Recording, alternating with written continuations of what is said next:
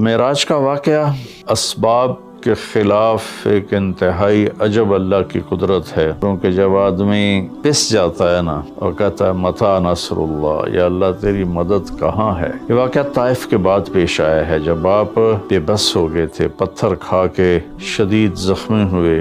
دوسرے فرشتہ وہ پانی لایا زمزم کا، اس سے آپ کے سینے کو صاف کیا، پھر دل باہر نکالا، اس کو چیرا، اس سے صاف کیا، اور پھر دوبارہ دل کو رکھ دیا، سینے کو بند کر دیا۔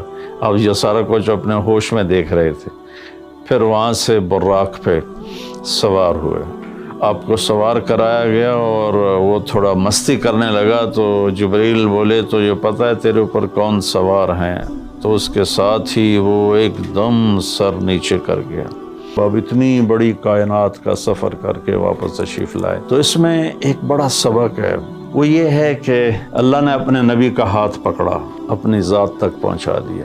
ہم اپنا ہاتھ اللہ کے نبی کے ہاتھ میں دے دیں تو ہم بھی اللہ کی ذات کے تک ہماری بھی پہنچ ہو جائے گی۔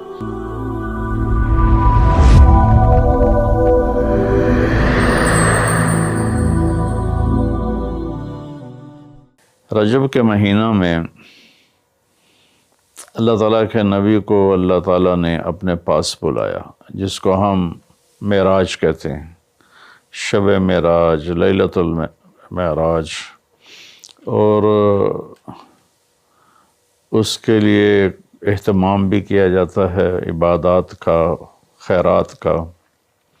یہ اللہ تعالیٰ کی بہت بڑی قدرت میں سے ایک چھوٹا سا نمونہ تھا کہ 3 کپڑوں میں اٹھایا اور سارے خلا کے پردوں کو چاک کروا کے 7 آسمان کے دروازے کھلوا کر سدرۃ المنتہا پہ جبریل کی بھی بس ہو گئی کہ اس کے آگے اتنا بھی اوپر گیا تو جل کے راکھ ہو جاؤں گا۔ تو اس سے اوپر آپ تشریف لے گئے، اور پھر عرش خوشی سے جھوم اٹھا، اہتز عرش الرحمن، عرش خوشی سے یوں جھوم رہا تھا۔ خوشی میں انسان بے خود ہو کر جھومنے لگ جاتا ہے، تو اللہ کا عرش جھومنے لگا آپ کی آمد پر، اور پہلی ہستی ہیں جن کا قدم اللہ کے عرش پر پڑا، اور اللہ تعالیٰ اور اللہ کے محبوب کے درمیان جتنے نور کے پردے تھے اللہ نے سب ہٹا دیے، اور السلام علیک ایھا النبی ورحمۃ اللہ وبرکاتہ۔ اللہ تعالیٰ نے ایسا خوبصورت سلام پیش کیا، تو اللہ کے نبی پہ قربان جاؤں، انہوں نے اپنی امت کو بھی شریک کر لیا، السلام علینا وعلی عباد اللہ الصالحین، اللہ ہمارے اوپر بھی سلام ہو آپ کا، اور جو میری امت کے نیک لوگ ہیں ان پر بھی آپ کا سلام ہو، آپ کی رحمت ہو۔ تو معراج کا واقعہ اسباب کے خلاف ایک انتہائی عجب اللہ کی قدرت ہے، اور اس میں ایک چھوٹی سی بات عرض کروں کہ جب آدمی پس جاتا ہے نا اور کہتا ہے متى نصر اللہ، یا اللہ تیری مدد کہاں ہے، تو پھر اللہ کی طرف سے جواب آتا ہے الا ان نصر اللہ قریب، بے شک میری مدد قریب ہے، آ رہی ہے۔ یہ واقعہ طائف کے بعد پیش آیا ہے، جب آپ بے بس ہو گئے تھے، پتھر کھا کے شدید زخمی ہوئے، پھر آپ مکہ تشریف لائے تو باہر ٹھہر گئے، اندر آنے کی آپ کی سکت نہیں تھی، اور آپ نے زید ابن حارثہ کو اخنس بن شریک کے پاس بھیجا کہ مجھے پناہ دو، میں مکے میں داخل ہونا چاہتا ہوں، تو اس نے انکار کر دیا، کہا میں نہیں پناہ دیتا۔ پھر اپنے سہیل ابن عمر کو پیغام بھیجا کہ مجھے پناہ دو، اس نے بھی انکار کر دیا۔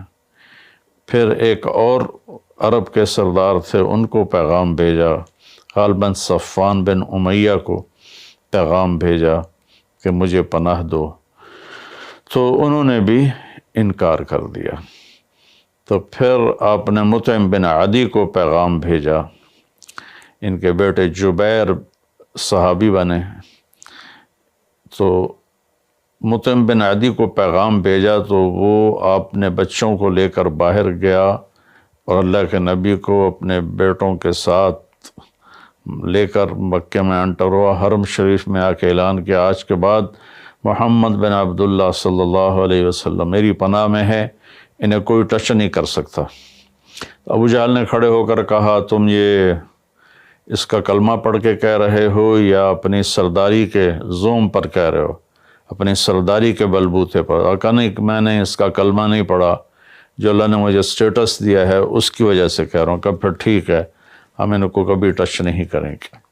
اس قدر حال سنگین ہو گیا تھا، اور کبھی آسمان کے فرشتے نہیں روئے سوائے دو جگہ۔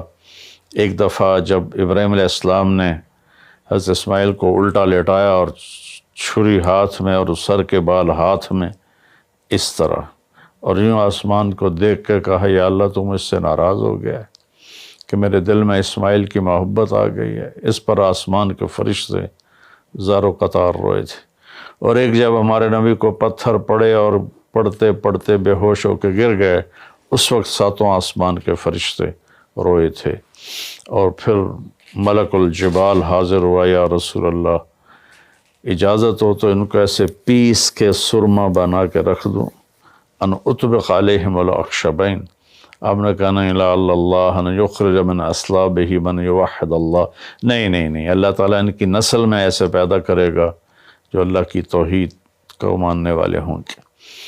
اس تکلیف کے بعد یہ سفر ہوا کہ 27 رجب کو جبرائیل آئے، آسمان سج چکے ہیں، اور ہماری یعنی زبان میں یا ہمارے رواج میں کہ یا رسول اللہ استقبال کے لیے قطاریں لگ گئی ہیں، آپ ان کو لے کر گئے۔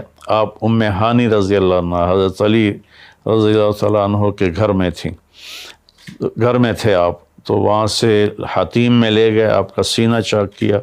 دوسرے فرشتہ وہ پانی لایا زمزم کا، اس سے آپ کے سینے کو صاف کیا، پھر دل باہر نکالا، اس کو چیرا، اس سے صاف کیا، اور پھر دوبارہ دل کو رکھ دیا، سینے کو بند کر دیا۔ اب یہ سارا کچھ اپنے ہوش میں دیکھ رہے تھے۔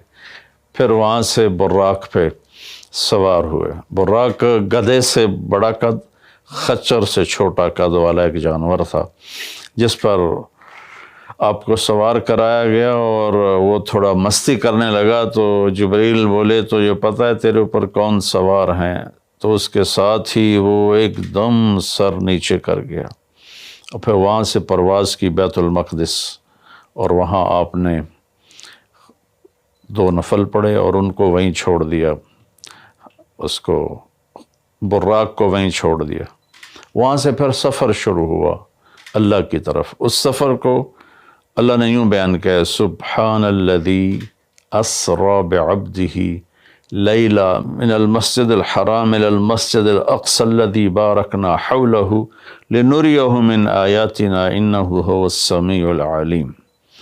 تو اس میں اہل علم کے لیے بڑا خوبصورت نقطہ بھی میرے ذہن میں ہے کہ یہ قرآن کی پہلی صورت ہے جو سبحان مصدر سے شروع ہو رہی ہے، سبحان الذی۔ پھر اس کو آگے لے جا کر اللہ تعالیٰ نے مصدر کے بعد فعل ماضی ہوتا ہے تو سبح للہ ما فی السماوات والارض کے ساتھ شروع کیا، تو مصدر آیا، ماضی آیا، ماضی کے بعد مضارع ہوتا ہے، فیوچر ہوتا ہے، مستقبل ہوتا ہے، تو یسبح للہ ما فی السماوات وما فی الارض الملک القدوس العزیز الحکیم۔ پھر اس کے بعد امر کا صیغہ ہوتا ہے، تو سبح اسم ربک الاعلی الذی خلق فسوی۔ یہ قرآن کا اعجاز ہے، قرآن کی خوبصورتی ہے، قرآن کی بلاغت ہے۔ سبحان، سبح، یسبح، سبح۔ تو اللہ تعالیٰ نے پہلے اپنی پاکیزگی کو بیان کیا کہ جو کچھ کہنے والا ہوں میں سب کچھ کر سکتا ہوں، میرے لیے کوئی مشکل نہیں کہ میں اپنے بندے کو لے کر گیا۔ اللہ آنے جانے سے پاک ہے، لیکن با کا اضافہ یہ بتاتا ہے کہ اللہ تعالیٰ کہہ رہے تھے یوں ہی سمجھو کہ میں اپنے بندے کو خود لے کر گیا اوپر۔ آپ جبریل کے کندھوں پر، پروں پر سوار ہو کر نہیں گئے، آپ کا سفر الگ تھا، جبریل کا الگ تھا، یہاں تک کہ پہلے آسمان پر پہنچے تو دروازہ کھلا تو آدم علیہ السلام نے استقبال کیا، گلے لگایا۔ پھر اس سے اوپر گئے تو عیسیٰ علیہ السلام، یحییٰ علیہ السلام، زکریا علیہ السلام نے استقبال کیا، اور سارے آسمان کے فرشتوں نے استقبال کیا۔ پھر اس کے بعد تیسرے آسمان پر گئے تو یوسف علیہ السلام نے استقبال کیا اور سارے فرشتوں نے۔ پھر چوتھے آسمان پر گئے تو یونس علیہ السلام نے اور باقی سارے فرشتوں نے۔ تو پھر پانچویں آسمان پر گئے تو ہارون علیہ السلام اور آسمان کے فرشتے۔ پھر چھٹے آسمان پر گئے تو موسیٰ علیہ السلام اور موسیٰ علیہ السلام کے آسمان کے فرشتے۔ اس دن اللہ نے میں نے پڑھا کہیں نہیں لیکن مجھے لگتا ہے کہ اس دن اللہ تعالیٰ نے سارے فرشتوں کی عبادت کی چھٹی کرا دی ہوگی اور فرمایا ہوگا بس میرے محبوب کا دیدار کرو، استقبال کرو، آج یہی تمہاری عبادت ہے، کیونکہ ہر فرشتہ بے قرار تھا کہ دیدار ہو جائے۔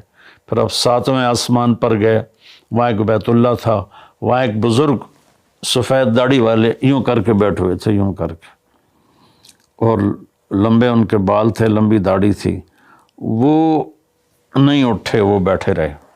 جب اب قریب آئے تو وہ کھڑے ہوئے اور کہا میرا بیٹا آ گیا۔ پہلے نبیوں نے کہا ہمارے بھائی آ گئے، ہمارے بھائی آ گئے، ہمارے نبی آ گئے۔ اس بزرگ نے کہا میرے بیٹے آ گئے، میرے بیٹے آ گئے۔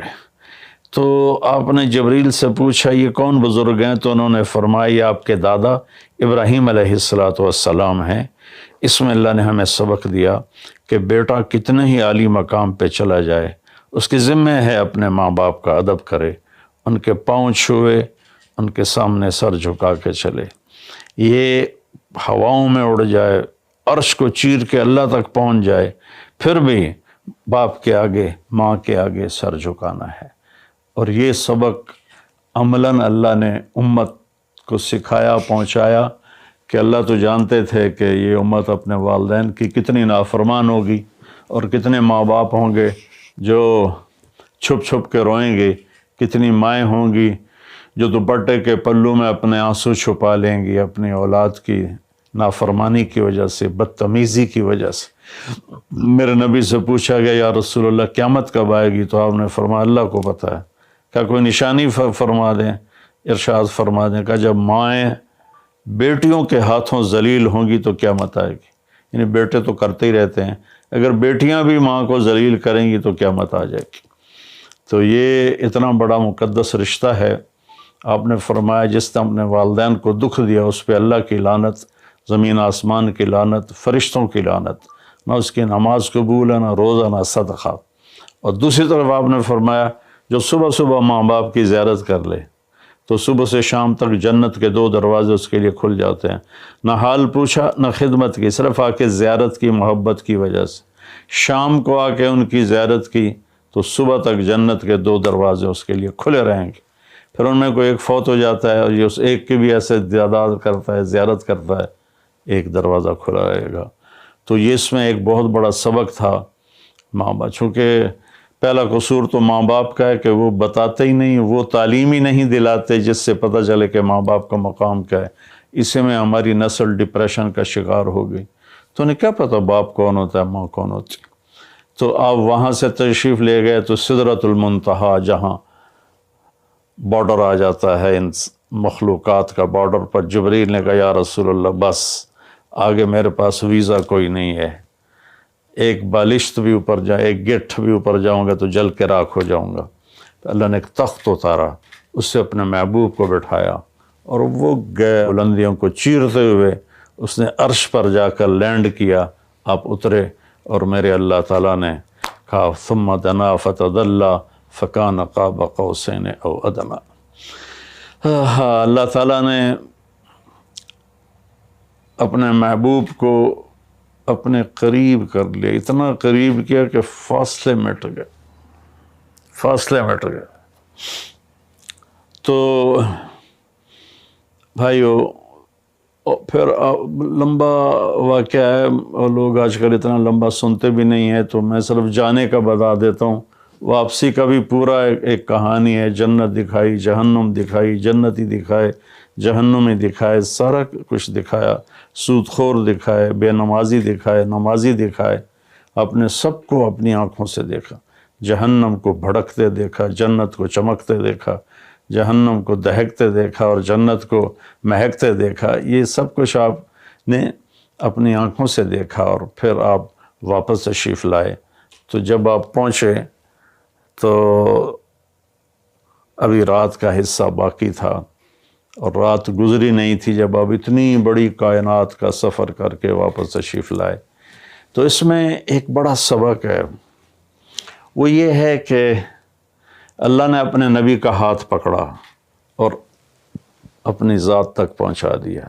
ہم اپنا ہاتھ اللہ کے نبی کے ہاتھ میں دے دیں تو ہم بھی اللہ کی ذات تک ہماری بھی پہنچ ہو جائے گی۔ اگر کوئی بڑائی کے سفر طے کرنا چاہتا، بڑا آدمی بننا چاہتا ہے کہ میں تو جی گریٹ مین بننا چاہتا ہوں، میں کامیابی چاہتا ہوں، میں سکسیسفل لائف چاہتا ہوں، تو کامیابی ہے کہ میرا آپ کا اللہ ہم پہ راضی ہو، جب ہم مریں تو وہ ہم سے خوش ہو کر ملے، ہمیں جنت کا پروانہ دے۔ یہ ہے کامیابی۔ یہ نہیں کہ آپ بڑے مالدار بن گئے، آپ امریکہ کے صدر بن گئے، یہ نہیں ہے۔ کامیابی یہ ہے کہ آپ سے مجھ سے اللہ راضی ہو جائے، یہ سب سے بڑی کامیابی ہے۔ تو اللہ تعالیٰ کے نبی کے ہاتھوں میں ہاتھ دے دے تو اللہ تک پہنچائی آسان ہو جائے گی۔ ایک واقعہ سنا کے ختم کرتا ہوں۔ ایک بدو آیا، کہنے لگا ہے محمد، آپ نے کہا جی۔ اب بدتمیزی کا جواب بدتمیزی سے نہیں، پیار سے دیتے، جی تیری 3 باتیں بڑی عجیب ہیں۔ آپ نے کہا کیا؟ تو کہتا ہم باپ دادے کا دین چھوڑ کے تیرے دین پہ آ جائیں گے، ہم کیوں چھوڑیں باپ دادے کا دین؟ کہا اچھا، اور؟ تو کہتا ہے کہ ہم مر کے مٹی ہو جائیں گے اور پھر دوبارہ زندہ کیے جائیں گے۔ کہا اچھا، اور؟ تو کہتا ہے سورے عرب کو تیری امت فتح کر لے گی، ایران اور یورپ کو بھی تیری امت فتح کر لے گی۔ تو یہ کیسی بچوں والی باتیں کہا، ان کو روٹی نہیں ملتی اور یہ سنا رہا ہے ان کو کہ اس سے کیسر اور کسرا 2 بڑے بلاک تھے اس وقت۔ تو آپ نے مسکرا کے فرمایا انشاءاللہ تیری عمر لمبی ہوگی، تو دیکھے گا کہ سارا عرب و عجم میرا کلمہ پڑھے گا، پھر تو دیکھے گا کہ سارا عرب و عجم یہاں مدینہ ڈھک کے آئے گا، اور پھر تو دیکھے گا کہ اللہ تعالیٰ قیامت کے دن تجھے بھی کھڑا کرے گا، مجھے بھی کھڑا کرے گا، اور میں تیرا ہاتھ پکڑ کے تجھے یاد دلاؤں گا کہ ہو گیا یہ زندہ ہونا کہ نہیں ہوا۔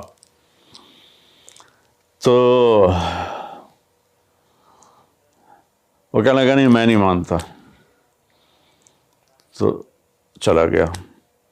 اس نے پھر ابوبکر صدیق کے دور میں دیکھا سارا عرب فتح ہو گیا، کہنے لگا پہلی بات تو پوری ہوگی، ساری قوم نے کلمہ پڑھ لیا۔